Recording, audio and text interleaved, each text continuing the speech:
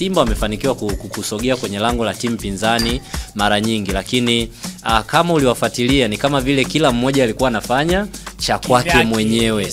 Yes, Jean Charles Ahoua, Kibu Dennis, Elie Mpanzu, na nimzungumzie Mpanzu kwa sababu kama yeye angekuwa anacheza kitimu zaidi, pengine ndo alikuwa kwenye nafasi ya kuisaidia timu yake kufanya vizuri zaidi, kwa sababu alifanikiwa kufanya dribbling nyingi sana na watu walimuimba kwenye engo hiyo. Lakini kwa mtu ambaye anautazama mpira kwa jicho la kiufundi, lazima atakwambia anachokifanya Mpanzu ni utoto, kwa sababu anafanya dribbling, unambiti beki, alafu final product ni poor. Yani kile unachokifanya ni poor. Hata move ulioizungumzia ambao alipaswa kupiga cross, utaanza kuizungumzia kwanza poor dribbling yake. Alikuwa na uwezo wa kuliface goli, lakini akafanya touch ya kwanza akaenda pembeni zaidi. Kwa hiyo kuna vitu vingi sana alikuwa anavifanya kwenye eneo la juu. Kila akienda, hata cross yake anazozipiga, unagundua kabisa hizi cross hazina macho, au muda mwingine analazimika kupiga mwenyewe.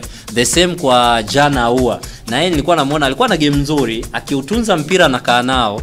Mpinzani ilikuwa kuchukua mpira kwa Ahoua labda amchezee faulu, lakini pamoja na kufanikiwa kuutunza, kusogea juu, walikuwa wanafanikiwa kucut in sana. Yani Al Masry, japokuwa Raymond amesema walikaa nyuma kwa namba kubwa na wana enjoy, lakini still hawakuwa na ile hawakuwa na ule ugumu wa kusema kwamba Simba na struggle kuwafungua na kuliona lango lao. Kwa hiyo mwisho wa siku ilibakia tu Simba wanaongeza kitu gani cha maana zaidi ambacho kitawafanya warudi mchezoni.